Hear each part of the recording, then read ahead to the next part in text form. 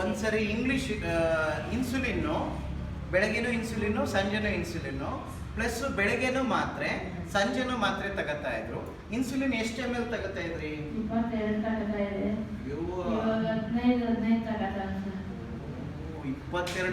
ತಗೋತಿದ್ರಂತೆ. ನೋಡಿ ಈಗ ಬರೀ 15 ತಗೋತಾವ್ರೆ. 7 ಪಾಯಿಂಟ್ ಕಡಿಮೆ ಆಗೈತಿ ಇನ್ಸುಲಿನ್. ಈಗ ಶುಗರ್ ಇಲ್ಲಿ ಬರೋಕ್ಕಿಂತ ಮುಂಚೆ 200-300 ಇತ್ತಲ್ವಾ? ಇವಾಗ ಚೆಕ್ ಮಾಡಿಸ್ಕೊ ಬಂದ್ರಿ. ಎಷ್ಟದು? ಇರ್ಲಿ, ಈಗ ಶುಗರ್ ಎಷ್ಟಿದೆ ಹೇಳಿ ನೋಡುವ. 130 ನಾರ್ಮಲ್ ಬಂದೈತಿ. ಬಂದ್ರಿ. ಆದ್ರೆ ಈಗಲೇ ನಿಲ್ಲಿಸ್ಬೇಡಿ. ಇನ್ನೂ 2 ತಿಂಗಳು ಇದನ್ನ ರೆಗ್ಯುಲರ್ ಆಗಿ ಮಾಡ್ಕೊಳ್ಳಿ. ಆಮೇಲೆ ಅರ್ಧ ಭಾಗ ನಿಲ್ಲಿಸಿ, ಇನ್ನೊಂದು 2 ತಿಂಗಳು ರೆಗ್ಯುಲರ್ ಆಗಿ ಮಾಡಿ, ಇನ್ನೊಂದು 3/4 ಭಾಗ ನಿಲ್ಲಿಸಿ, ಇನ್ನೊಂದು 2 ತಿಂಗಳು ಮಾಡ್ಕೊಂಡು ಪೂರ್ತಿ ನಿಲ್ಲಿಸ್ಬಿಡುವ.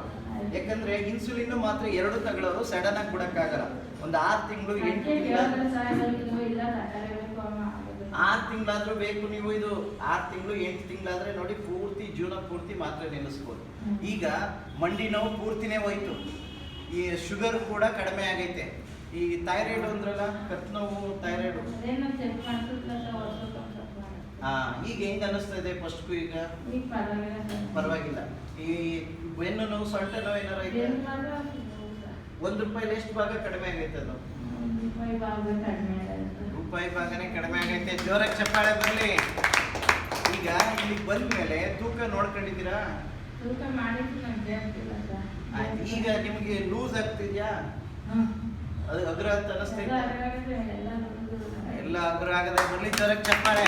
ಈಗ ಊಟ ತಿಂಡಿ ಹೆಂಗ್ ಮಾಡ್ತಾ ಇದ್ರಿ ಇಲ್ಲಿ ಬರೋಕ್ಕಿಂತ ಮುಂಚೆ?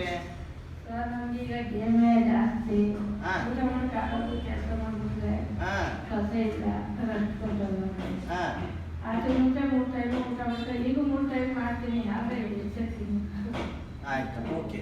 ಫಸ್ಟ್ಗೂ ಈಗ ಆರಾಮಾಗಿದ್ದೀರಾ? ನಿದ್ರೆ ಫಸ್ಟ್ ಅದೇ ಓವರ್ ಡೋಸ್ ಹಾಕುತ್ತಾ ಇದ್ರಿ. ಇವಾಗ ಹೆಂಗಿದೆ? ಜಡತ್ವ ಅನ್ನೋದು ಇದೆಯಾ ಇವಾಗ? ಅವಾಗ ಮಾತ್ರೆ ಜಾಸ್ತಿ ತಗೋತಾ ಇದ್ರೆ ಜಡತ್ವ ಇರ್ತಿತ್ತು, ಬಾಡಿ ಹಿಡ್ಕೊಂಡಂಗೆ ಒಂದೇ ತ ಕುತ್ಕೋಬೇಕು, ನಿಂತ್ಕೋಬೇಕು ಅನ್ನಿಸ್ತಿತ್ತು, ಯಾವಾಗಲೂ ನಿದ್ದೆ. ಇವಾಗ ಆರಾಮಾಗಿದ್ದೀರಾ, ಚೆನ್ನಾಗಿದ್ದೀರಾ? ಈ 2.5 ತಿಂಗಳಲ್ಲಿ ಏನಾದ್ರು ಸೈಡ್ ಎಫೆಕ್ಟ್ ಆಗೈತಾ, ಅಡ್ಡ ಪರಿಣಾಮ?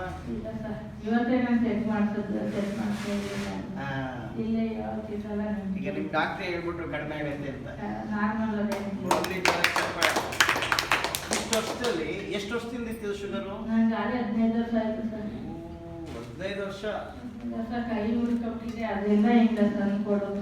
15 ವರ್ಷದಿಂದ ಶುಗರ್ ಇಟ್ಕೊಂಡಿದ್ದಾರೆ. ಈ 15 ವರ್ಷದಲ್ಲಿ ನಾರ್ಮಲ್ ಯಾವಾಗ್ಲೂ ಬರ್ತಿತ್ತಾ? ಒಂದ್ಸಲೂ ಇಲ್ಲ ನಾರ್ಮಲ್. ಇವಾಗ್ಲೇ ನಾರ್ಮಲ್ ಬಂದಿರೋದು. ಯಾಕೆ ಬಂತು ನಾರ್ಮಲ್? ಈಗ ಥೆರಪಿ ಮಾಡ್ತವ್ರೆ. ಬರ್ಲಿ ಜೋರಾಗಿ ಚಪ್ಪಾಳೆ. ಈಗ ನಿನ್ನೆ ಅದು ತಗೊಂಡಿದ್ರ? ಇಲ್ಲ, ನಿನ್ನೆ ತಗೊಳ್ಳಿಲ್ಲ. ಹೊಸದು ತಗೊಂಡಿಲ್ಲ. ಹೊಸದು ತಗೊಂಡಿದ್ರೆ ನೀವು ಇನ್ನೂ ಚೆನ್ನಾಗಿರೋದು. ಈಗ